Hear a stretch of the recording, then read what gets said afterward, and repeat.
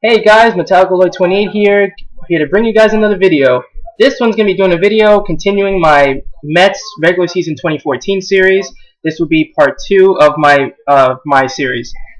So in this video I'm going to talk about how the current situation is with the New York Mets as they enter now almost done with the second week in the season, and we're coming off the series against the Atlanta Braves at Citi Field. So the last week was a pretty good road trip for the New York Mets. They went 6-3. They won two out of three against Atlanta. Then they lost 2 out of 3 against the Angels, and then they swept the Arizona Diamondbacks. So overall, pretty good series there. But afterwards, I mean, we already saw this coming. They went over 500. They were 8-7, and they come back home to Citi Field to play the Braves again for a 3-game series. And what do? They fucking dropped the first 2 games, and they drop it in the worst fashion. The first game, the Mets pretty much got no hit all the way until the 8th inning, until David Wright broke up the no-hitter from former Met Aaron Hanrahan, of all people. But it ended up being a 1-hitter, and we lost 1-0. And then today's game on Saturday night, we just lost right now. I think a score of 7-5, I believe. Yeah, 7-5. They had a rally going into the 8th and a rally in the 9th, but it came up short and they lost the game. So what's going on right now? How did they lose this game? Simple. The fucking bullpen. All over again. The fucking bullpen. And this has become a current theme for the Mets to start off the season. Do I have any faith in the bullpen? I will give you a straight up answer. It's an absolute no. I do not. This bullpen is trash. Valverde being the closer is a fucking joke. Farnsworth surprisingly has been lately effective, but he's still not going to be a long-term solution, obviously, with his age. And then you have the youngsters. You have Herman, who up to yesterday was having a great start to his season, and then he just imploded in Friday's game. I mean, he was just bad against the Braves on Friday. I mean, that was bad. And then, of course, Scott Rice is not great. You know, Carlos Torres has been okay lately, but he's not great. Familia has been okay. He's pretty good. Lannon, obviously, he's out of the bullpen. He got sent down, and they brought up Daisuke. So a lot of question marks in this bullpen. And of course, obviously, Bobby Parnell having season-ending Tommy John surgery. So what do the Mets do now? I liked what the Mets did today. I have some breaking news. If you Met fans don't know about this, I'm pretty sure you do. You've heard of this already. But yesterday, before the game against the Atlanta Braves, the Mets did trade Ike Davis finally to the fucking Pittsburgh Pirates for two players. One, right-handed pitcher, reliever Zack Thornton from the Pirates, and a player to be named later. Now, Adam Rubin of Daily News reported that the player to be named later is the more significant piece in this deal. So that should keep Met fans a lot, really optimistic about this deal. I mean, it seems like it was a good deal. Overall, it was a good deal because these are the pros from the deal that the Mets made by sending Davis away. They shed his $3.5 million off the payroll. Okay, they've settled obviously the first base situation, making due to the guy. They pretty much get a distraction away from their clubhouse. I mean, I know it was rumored that he was a really popular guy in the clubhouse, and everyone was pulling for him. But when he struggled, the team struggled. It was like this aura around the team every time he struggled, and it was very negative guy to have in the clubhouse in terms of his struggling. They didn't need this anymore. They didn't need the distractions. They cannot have a 3-man first base platoon in the major leagues. You can't have a team like that. So one guy had to go, and that was Davis. I mean, it is what it is. Dude is the first baseman. He's been pretty good this season. So I mean, I like the decision. I really do. So I'm extremely happy that they did that. So by saying this is going to lead me to my next point. What the Mets can now do now is by shaving off the $3.5 million that was owed to Ike Davis, they can now use that money along with the rest of the money they had for the offseason and sign a top-end reliever. And the only top-end reliever on the market right now that's available is Joel Hanrahan. Now, granted, he's coming back from Tommy John surgery. He's probably not going to be 100%. He's not probably going to throw 97, 98 like he used to. It's been reported that his fastball has been hitting 93, 94 right now. But that's still, good enough to get it done. It's better than what we have right now. It's better than Valverde and Farnsworth and Herman and Familia and all these guys. If you're the Mets, if you're Sandy Alderson, you have to sign Joel Hanrahan to at least a 1-year deal. for at least $3.5 million or $3 million. That would get the deal done. Now, it might not. It might not. I should say. There's a reported 19 teams trying to get this guy right now. They're scouting him. They're seeing his showcase and everything. And if the Mets are going to want to get this guy, they're obviously going to have to overspend over all those clubs because the Mets are not they're not a good club right now. Let's just be honest. So they might have to go a little bit more than $3.5 million. They're probably going to have to spend close to $5 million to sign this guy, and maybe with some incentives added in the deal. So if they can do that, they would have an improved bullpen immediately with Hanrahan at the helm as the closer. And then the next moves I would do is bring up Jacob deGrom and Rafael Montero and Vic Black and send down Scott Rice and Carlos Torres. You're looking at a bullpen then that would consist of Hanrahan in the 9th, maybe Valverde in the 8th, maybe, that's a maybe. Either Farnsworth or Black in the 7th, and then the other in the 6th. You have Fermin, you would have Familia, and then you would have Dice K as the long reliever as well, obviously. Am I missing anybody? Let me see. I think I am. Hanrahan, Valverde, Farnsworth, Black, Fermin, Familia, Dice K. No, I'm not missing anybody. So, oh wait, obviously, oh yeah, and Montero and deGrom. So that's actually 9 guys in the bullpen. They're gonna have to get rid of maybe just one guy. I would probably say that one guy would have to be. It's gonna be a toss-up between Herman and Familia. So, but anyway, or even Farnsworth. But anyway, that bullpen right there just looks amazing. That's a way better bullpen than what we have right now, and that would solve a lot of issues for the Mets. That would be wins right there for the Mets. That's what they have to do. Now this is another thing I was looking at.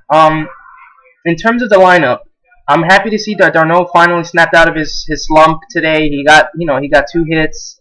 Yeah, he ended the game on a ground ball to lose it for us, but he snapped out of it. Chris Young came back yesterday. He didn't have a good day yesterday, but today the guy went 3 for 5. He was outstanding today. Stolen base and everything. I mean, Chris Young looks like he has some promise.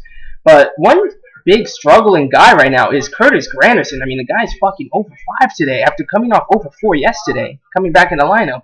This guy is horrible right now. 1 home run. He's hitting under 200. He's doing a poor job. I mean, I hope this is not Jason Bay all over again. I'm praying to God that this is not Jason Bay all over again. But right now, all the indications are that it is Jason Bay all over again. So let's just hope that does not happen. So yeah, we'll see what happens with that.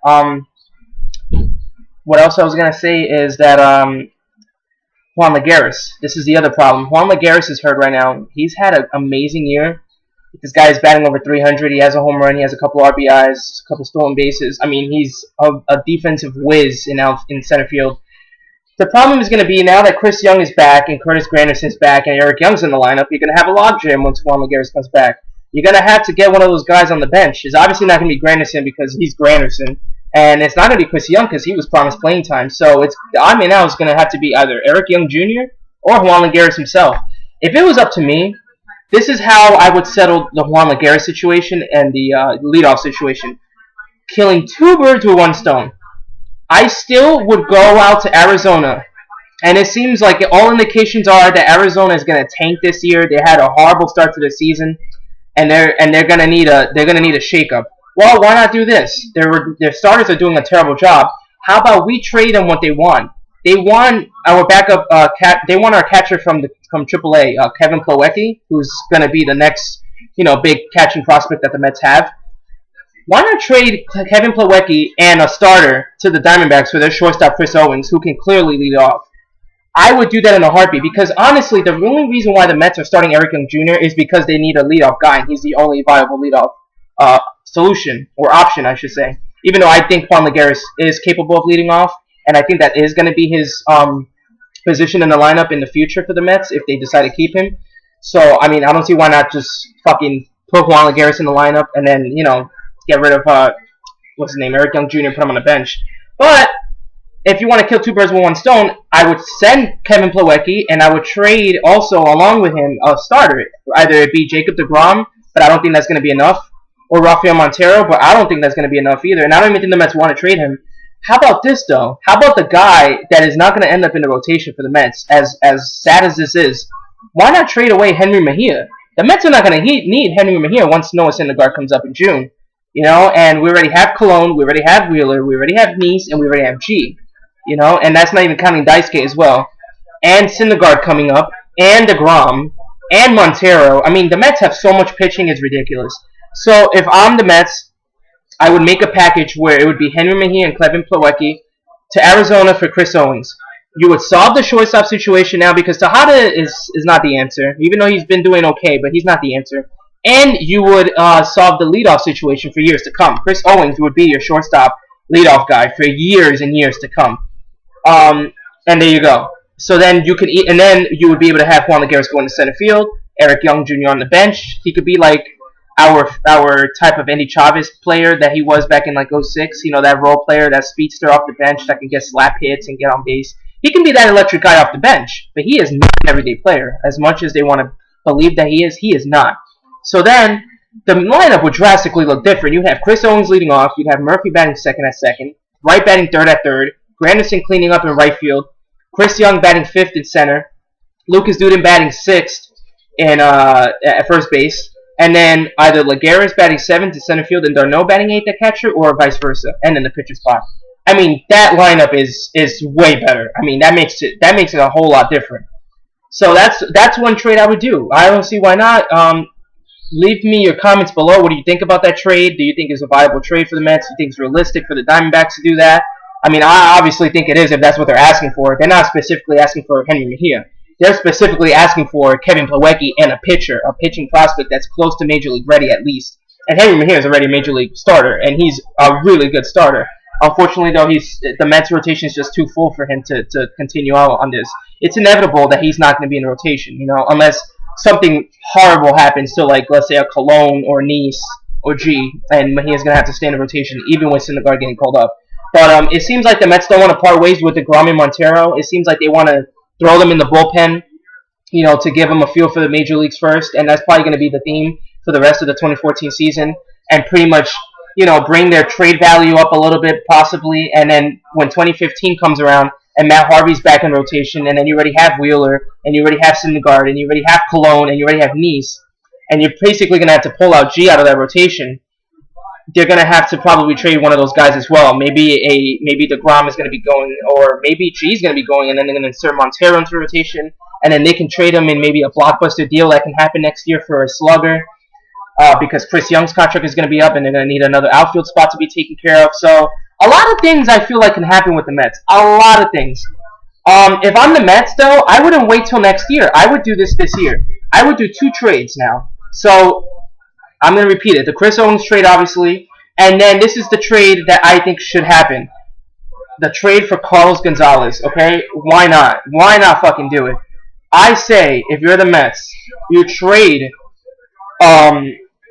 either Montero or DeGrom, along with Wilmer Flores, outfield prospect Brennan Nimmo, and one more star in the outfield, maybe Chris Young or Juan Lagares even, and trade him to Colorado for Carlos Gonzalez. Why not? I mean, why wouldn't Colorado take that deal? You know what I'm saying? Like, let's say the Mets have traded Henry Mejia and Kevin Plawecki away for Chris Owings, okay? Done. Why? And then after that, they still have some starters in the bullpen that are filling the voids there. And then Syndergaard's up, and then you have Cologne, Wheeler, Syndergaard, Nice, and G in the let's say in the rotation. Why not trade then Dylan G? Why not trade Dylan G, Brandon Nimmo, Wilmer Flores, and either Chris Young or Juan Lagares to Colorado for Carlos Gonzalez? If they trade Chris Young, the $7 million would get sent to Colorado. They would have to pay that for the rest of the year. They'd have a future outfield prospect. They would have an outfield prospect in Brandon Nimmo who could be a star in the future. They'd have a bona fide starter in Dylan G. They'd have a bona fide second baseman in Wilmer Flores, and that's pretty much it. And they don't have to pay Carlos Gonzalez anymore. You know, that burden would be on the Mets. Why not do that trade? You know, and then you would insert Carlos Gonzalez in left field, and then you have Lagares in center and Granderson in right. That would be the Mets outfield for years to come. That's amazing. You know what I'm saying? That would be an amazing deal for the Mets. And then to fill Dylan G's void in the rotation, you can either insert Montero to be the 5th guy, DeGrom as the 5th guy, or even Daisuke as the 5th guy. And you would have, and that's after obviously Syndergaard comes up. You would have Cologne, Wheeler, Syndergaard, Nice, and either a Montero, a DeGrom, or a Daisuke to be your 5th guy. And right there, the Mets team is a hell of a lot better. You're looking at a potential lineup then with Chris Owings, Murphy, Wright, Hargo, Granderson, Duda, Lagares, Darno, pitcher spot. Oh my God! I mean, I wish I was a GM. I would pull that in a second. But anyway, that's all I'm gonna say right now. The Mets, and also a little update. The Mets right now are back down under 500. They're 8-9.